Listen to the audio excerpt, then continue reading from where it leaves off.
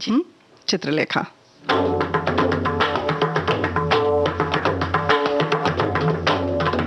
चित्रलेखा।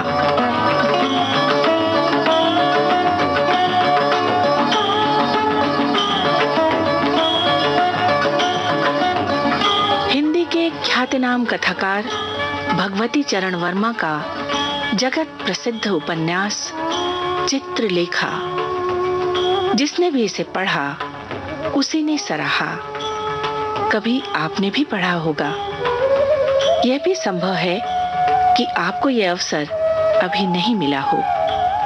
तो चलिए आज हम आपके साथ एक बार फिर पढ़ते हैं ये उपन्यास चित्रलेखा।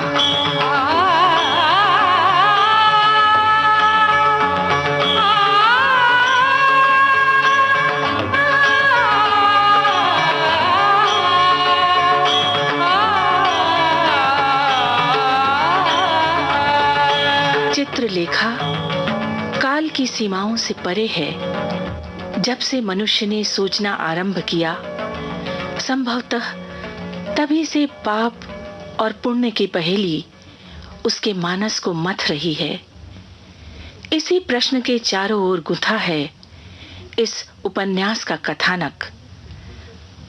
उपन्यास के आरंभिक पृष्ठों में हमारा परिचय होता है कथा के 3 पात्रों से, महाप्रभु रत्नांबर और उनके 2 जिज्ञासु शिष्य श्वेतांक और विशाल देव। ये तीनों पात्र कथा के सूत्रधार हैं। शिष्यों के मन में एक उद्वेलन है, एक प्रश्न है, पाप क्या है? और इसी प्रश्न के साथ आरंभ होता है ये उपन्यास। इसी जिज्ञासा के साथ खुलता है पाप और पुण्य की भूल भुलैया का द्वार चित्रलेखा।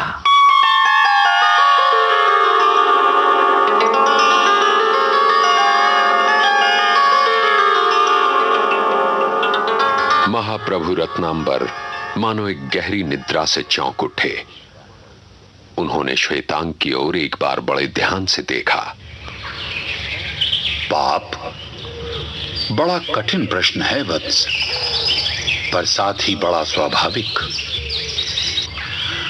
पाप की परिभाषा करने की मैंने भी कई बार चेष्टा की है, पर सदा असफल रहा हूं। पाप क्या है और उसका निवास कहां है, यह एक बड़ी कठिन समस्या है जिसे आज तक नहीं सुलझा सका हूं। पर श्वेतांक, यदि तुम पाप को जानना ही चाहते हो तो तुम्हें संसार में ढूंढना पड़ेगा। इसके लिए यदि तैयार हो तो संभव है पाप का पता लगा सको। मैं प्रस्तुत हूं देव। और कदाचित तुम भी पाप को ढूंढना चाहोगे। विशाल देव ने भी रत्नांबर के सामने मस्तक नमाते हुए कहा, महाप्रभु का अनुमान उचित है। इसके पहले कि मैं तुम लोगों को संसार में भटक कर अनुभव प्राप्त करने को छोड़ दूं, तुम्हें परिस्थितियों से भिन्न करा देना आवश्यक होगा। इस नगर के 2 महानुभावों से मैं यथेष्ट परिचित हूं और इस कार्य को पूरा करने के लिए तुम लोगों को इन दोनों की सहायता की आवश्यकता होगी। एक योगी है और दूसरा भोगी। योगी का नाम है कुमारगिरी और भोगी का नाम है बीजगुप्त। तुम दोनों के जीवन को इनके जीवन स्रोत के साथ साथ ही बहना पड़ेगा। दोनों शिष्यों ने एक साथ उत्तर दिया, स्वीकार है। विशाल देव, तुम ब्राह्मण हो और तुम्हारी ध्यान तथा आराधना पर अनुरक्ति है, इसलिए तुम्हें कुमारगिरी का शिष्य बनना उचित होगा। और श्वेतांक, तुम क्षत्रिय हो, तुम्हें संसार में अनुरक्ति है, इसलिए तुम्हें बीजगुप्त का सेवक होना पड़ेगा। दोनों शिष्यों ने एक साथ उत्तर दिया, स्वीकार है। तुम दोनों के मार्ग निर्धारित हो चुके। आज से 1 वर्ष बाद तुम दोनों मुझसे यहीं पर मिलोगे और उस समय फिर से हम अपने निर्धारित कार्यक्रम पर चल सकेंगे। पर एक बात याद रखना, जो बात अध्ययन से नहीं जानी जा सकती उसको अनुभव से जानने का प्रयत्न करने के लिए ही मैं तुम दोनों को संसार में भेज रहा हूं। पर इस अनुभव में तुम स्वयं ही न बह जाओ, इसका ध्यान रखना पड़ेगा। संसार की लहरों की वास्तविक गति में तुम दोनों बहोगे। उस समय यह ध्यान रखना पड़ेगा कि कहीं डूब ना जाओ।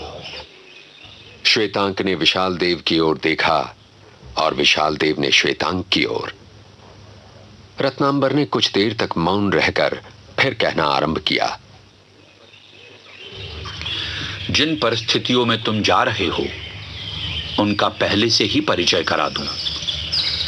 कुमारगिरी योगी है। उसका दावा है कि उसने संसार की समस्त वासनाओं पर विजय पा ली है। संसार से उसको विरक्ति है और अपने मतानुसार उसने सुख को भी जान लिया है। उसमें तेज है और प्रताप है। उसमें शारीरिक बल है और आत्मिक बल है। जैसा कि लोगों का कहना है, उसने ममत्व को वशीभूत कर लिया है।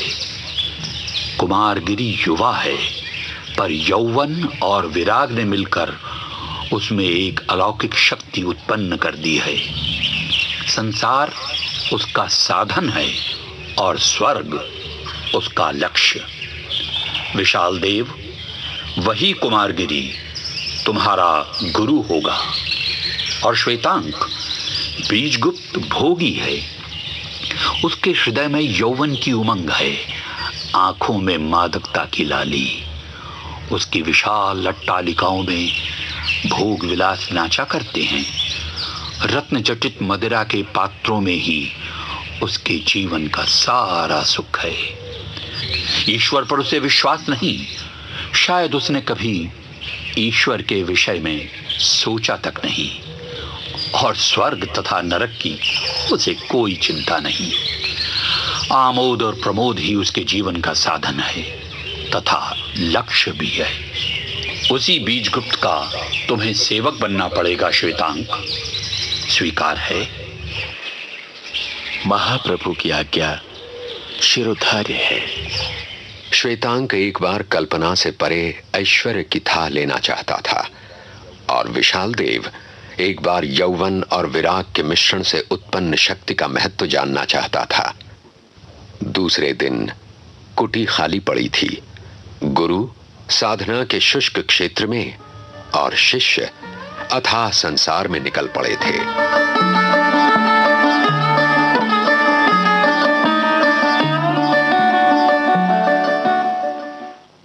चित्रलेखा की अधखुली आंखों में मतवालापन था और उसके अरुण कपोलों में उल्लास था। यौवन की उमंग में सौंदर्य किलोलें कर रहा था। आलिंगन के पाश में वासना हंस रही थी। छलकते हुए मदिरा के पात्र को चित्रलेखा के मुख से लगाते हुए बीजगुप्त ने कहा, चित्रलेखा, जानती हो जीवन का सुख क्या है? मस्ती। चित्रलेखा ने मदिरा का एक घूंट पिया। इसके बाद वो मुस्कुराई।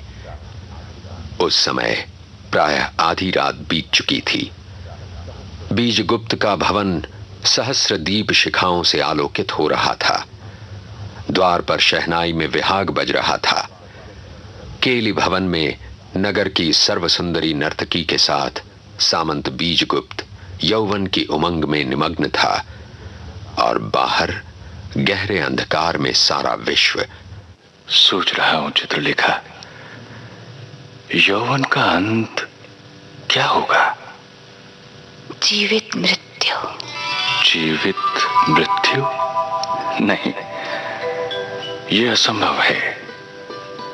यौवन का अंत है एक अज्ञात अंधकार और उस अज्ञात अंधकार के गर्त में क्या छिपा है, वो ना तो मैं जानता हूं और ना उसके जानने की कोई इच्छा ही है। भूत और भविष्य, ये दोनों ही कल्पना की चीजें हैं जिनसे हमको कोई प्रयोजन नहीं। वर्तमान हमारे सामने है और वो उल्लास विलास है, संसार का सारा सुख है, यौवन का सार है। तुम मेरी मादकता हो और तुम मेरे उन्माद हो।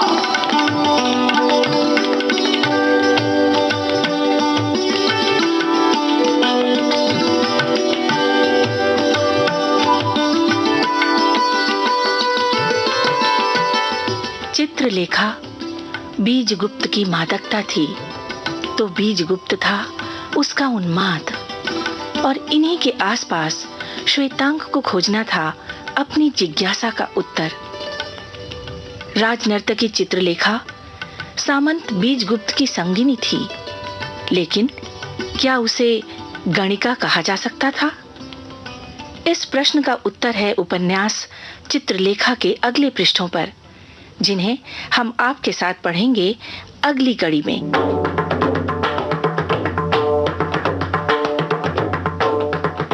आज की कड़ी में महाप्रभु रत्नांबर को साकार किया महेश शर्मा ने, और शिष्य थे बृजभूषण साहनी। बीजगुप्त का रूप धरा कमल शर्मा ने, और चित्रलेखा थी दिशी दुग्गल। उपन्यास चित्रलेखा हमारे साथ पढ़ रहे थे हरीश भीमाणी।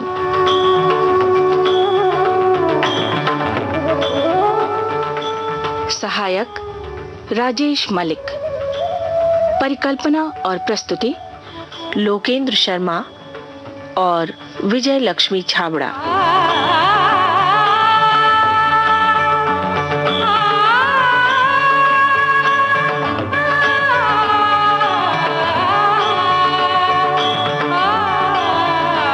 अब शीला शुक्ल की आपसे भेंट अगले सप्ताह होगी।